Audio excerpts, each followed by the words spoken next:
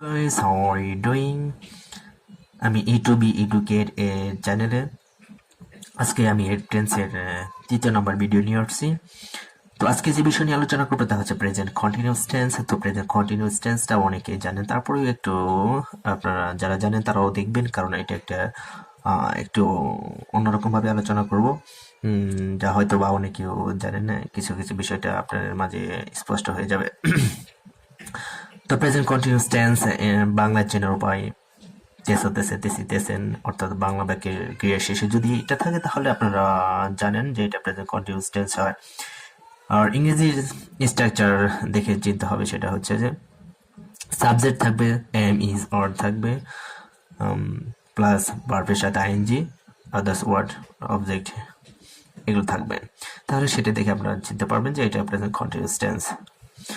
তো present continuous টেন্সের এক্ষেত্রে আই যদি থাকে সাবজেক্টের সাথে শুধু আই থাকলে তার সাথে এম হয়, আর কোনো ক্ষেত্রে এম হয় না, এমটা শুধু আই এর সাথেই যোগ হয়।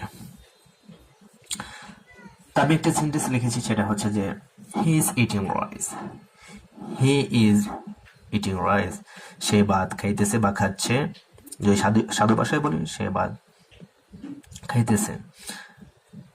তাই হি এটা হচ্ছে singular number, third person singular number. Third person singular মানে একক, একজন বোঝাচ্ছে, যার কারণে ইজ হয়েছে। আই এস দুইটি লেটারই, আই এস ইজ, এককের জন্য ইজ হবে। ইট ভার্ব, এর সাথে আইএনজি যোগ হয়েছে, ইটিং রাইস। তারপর একটা সেন্টেন্স দেখেন, উই আর প্লেইং। উইটা হচ্ছে প্লুরাল, অর্থাৎ বহু, আমরা অনেকগুলো বুঝিয়েছে, তার জন্য একটি তিনটি লেটারের যে আর এটা হবে, এটা দুইটি লেটার বোঝার জন্য, যে প্লুরালের জন্য এটা একটা ধরুন মনে করেন এটা প্লুরাল, তিনটা, এটা কম এটা বেশি।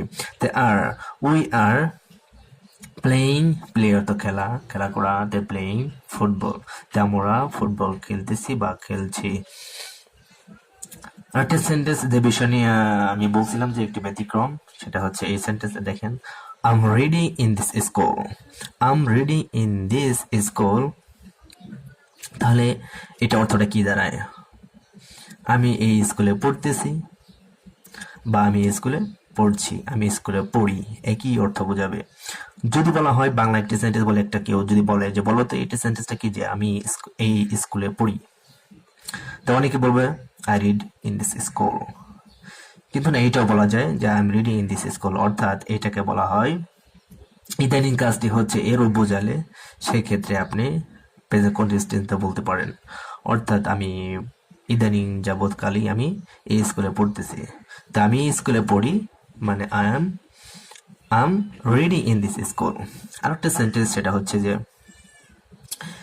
হি ইজ কামিং টুমরো।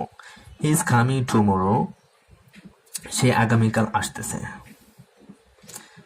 সে আগামীকাল, এটা বলা হয় নিকট ভবিষ্যৎ কাজের জন্য প্রেজেন্ট কন্টিনিউয়াস টেন্সে আনা যায় নিকটবর্তী ভবিষ্যৎ। এই প্রেজেন্ট কন্টিনিউয়াস দেন ভবিষ্যতে বুঝিয়েছে যে আগামীকাল আসতেছে, অর্থাৎ এটাকে আপনি এরকমই বলতে পারেন, he will come tomorrow.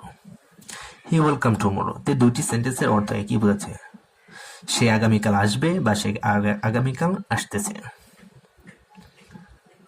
Present continuous tense দিয়ে ফিউচার টেন্সকে বোঝাতে হলে সময়ের উল্লেখ করতে হয়, তার জন্য প্রেজেন্ট কন্টিনিউয়াস, এটা হচ্ছে প্রেজেন্ট কন্টিনিউয়াস টেন্স। তো এটাকে যদি আপনি ভবিষ্যতে বোঝাতে চান, নিকটবর্তী ভবিষ্যৎ, তাহলে কি করতে হবে? সময়ের উল্লেখ করতে হবে, যেমন টুমরো। অবশ্য কাম এবং গো দুটি ভার্বের ক্ষেত্রে সময়ের উল্লেখ না করলেও চলে। যদি কাম এবং গো থাকে তাহলে সময়ের উল্লেখ না করলেও চলে। আরো কিছু বিষয় আছে, সেটা হচ্ছে যে যদি বলি আই আম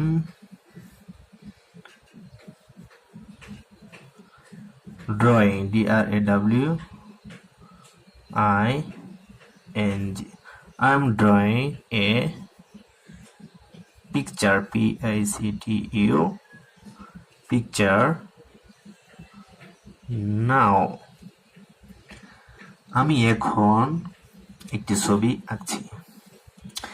তে আপনার মনে রাখতে হবে আমি এখন একটি ছবি আঁকছি বা আঁকতেছি, তাহলে নাও থাকলে সেটা প্রেজেন্ট কন্টিনিউয়াস টেন্স। এরকম কিছু আপনার শব্দ আছে যেগুলো দেখে আপনি বলতে হবে যে এটা present continuous tense.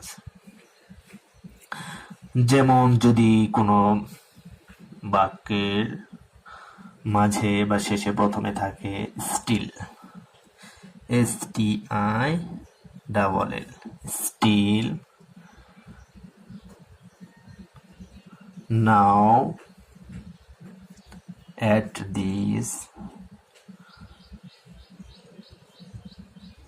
time, after that, at this moment, MOME, at this moment, বা at present, etc. তো এইগুলো যদি কোনো বাক্যের মাঝে থাকে বা প্রথমে শেষে থাকে, তাহলে আপনাকে সে নির্দ্বিধায় এটা বলে দিতে হবে প্রেজেন্ট, এবং কি আপনার রূপান্তর করতে হবে প্রেজেন্ট কন্টিনিউয়াস টেন্সে। যদি বলা হয়